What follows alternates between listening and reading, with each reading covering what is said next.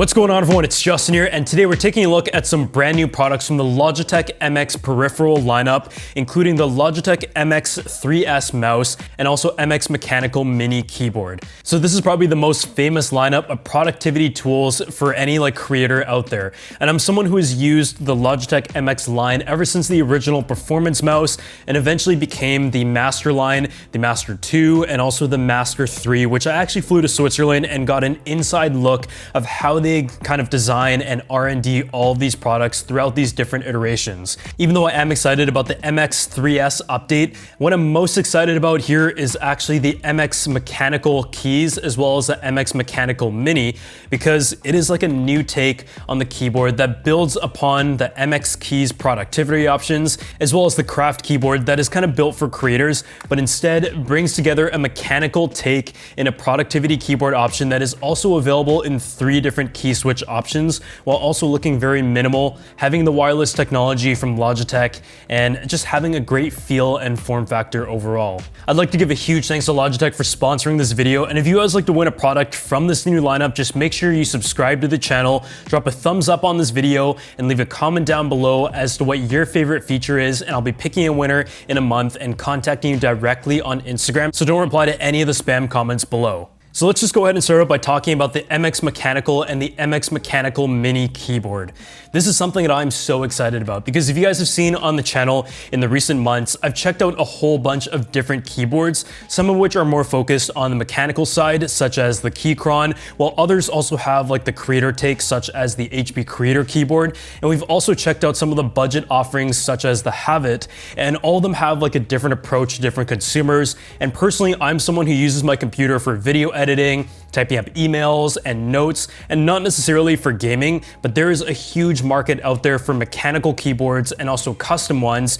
for people who are focused on productivity alone. And I think there's just something about typing on a mechanical keyboard that is just extremely satisfying, and I've been using the Logitech MX keys for a while now, and I think this is the perfect hybrid. For starters, you take a look at the design, and it's very characteristic of Logitech's whole productivity lineup with the gray finish that is very sleek, very well put together. And you can see the construction here is very solid. There is the metal backing, there's no sorts of bend or anything, and at the same time it also has really nice angle to it. And so from an ergonomic standpoint, that is the first thing that is checked off. In terms of the actual typing offerings, it comes in the MX Mechanical, which includes a number pad over here, and you can also get the version that is the MX Mechanical Mini. Personally, I don't need that number pad at all, so the MX Mechanical Mini is going to be the one that I personally use because it just doesn't take up as much space on my desk. And especially when it comes to my desk setup, I have a color grading panel and a whole bunch of stuff all over the place, so being able to have a keyboard that minimizes its footprint has kind of been a preference. In terms of the 3 different key switches that you have the option between, you have the tactile quiet one known as the brown switch, and that gives you a very precise and controlled feedback that is just a bit more muted and doesn't produce too much audible noise, and that is the one that I have right here. And the second one is the linear one, which is also known as the red switch, which gives you a nice fast reactivity and an ultra smooth typing feeling. Just because of the sound feedback being right in the middle, it feels like there's a bit more travel to it. But if you want the one that is just super clicky, there is also the blue switch, which gives you that nice gratifying and audible click, as well as the tactile feedback that you would expect out of all the mechanical keyboards of this lineup. So it is nice that you can at least pick the one that best suits your needs. But personally, I would say the red one is probably my favorite, but I did also enjoy my experience of having the brown one because before going towards the MX keys, I actually was using the Apple keyboard, which, as you know, doesn't really have any travel at all and has no additional keyboard features aside from just looking very minimal. In terms of giving you guys a bit of an ASMR demonstration of how it sounds, here's just an audible test of the brown switch, which is the quietest of the 3.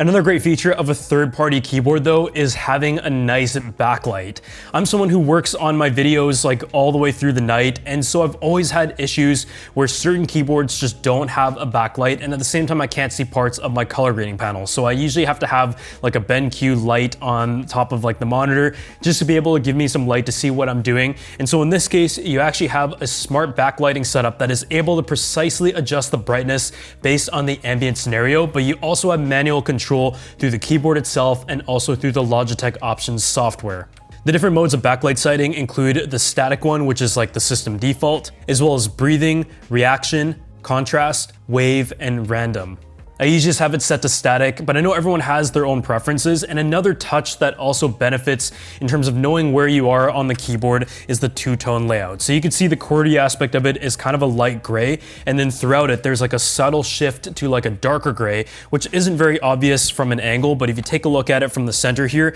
it definitely helps draw your eyes exactly to where it needs to be when you start typing at any given time. When it comes to the actual charging situation, you have a USB Type-C on the back here, and on a full charge with the backlight on, you're able to get about 10 days, which matches what you get on the MX keys. And if you have the backlight off completely, then you can actually get up to 5 months of battery life. So I found like the happy medium is to have it off during the daytime, and then in the evening, I manually enable it to be able to at least stretch the battery to like a good medium point of like 1.5 to 2 months. Charging it is super fast and easy though, and I do have like a USB Type-C port that is hanging from the desk, so it isn't really an issue, but definitely something to keep in mind. So in terms of the actual productivity typing experience of the MX mechanical keys, how do I think this stacks up against some of the other offerings on the market? I think Logitech is really good at making keyboards that are low profile and at the same time an easy direct replacement to the first party keyboards out there. If you're used to like the keyboard that comes with your Mac or coming from your laptop, then you're traditionally used to like a lower profile key type. And I think most people who are just doing like general productivity and not necessarily gaming are just used to that form factor. So this keyboard is by no means meant to replace like a gaming keyboard or target towards the gaming market, but it can double as that if you're someone who casually games on your computer as well. If the bulk of your work is like productivity, typing documents, schoolwork, emails, and you're used to that laptop form factor, then I think this is the perfect step up. So another product that also got updated with this release is the Logitech MX Master 3S mouse. And you guys know I've been a huge fan of this lineup. It is just so incredible in so many ways, and I've been using it ever since I started YouTube. From the original MX Performance. That was a mouse that was super reviewed and already really popular, but over the years, they have just continued to make it better. This update kind of speaks for itself in its name, and that is an S iteration. So from the outside, it looks exactly the same great features that you find on the Logitech MX Master 3, but some of the upgrades include better tracking sensitivity at up to 8,000 DPI compared to the previous 4,000. The reason why this is a huge advantage is that you're able to track on any surface, including glass. So if you bring this around with you anywhere, whether you're like sitting in your living room and using your coffee table or maybe on a marble table, a lot of times most mice out there will have issues tracking the surface, but in this case, it is able to work just like it would on any other surface. I also noticed with a lot of products that I've tested out on like a white table, for example, it might have issues being able to sense where it is, but due to the high tracking sensitivity, not only is it able to let you like navigate around your screen very quickly, but it is just able to track on more variety of surfaces. They've also changed the material to PCR plastics and no plastic FCS packaging, so it does improve the sustainability aspect a little bit. And one other small update that I actually think helps directly in my industry is that it now has a quieter click. So on a traditional mouse, you're gonna hear like a pretty loud and audible click, which I mean, in some cases is okay, and I never really noticed it to be an issue, but I do have like voiceovers that I do for my YouTube videos, and every time I do like a start and end click, you can kind of hear the mouse click pick up in the mic, and although we can just like typically cut that out, there are a lot of scenarios where I click the end record while I'm still filming. So here's a bit of a comparison of how the mouse click sounds on the MX Master 3 compared to the MX Master 3S.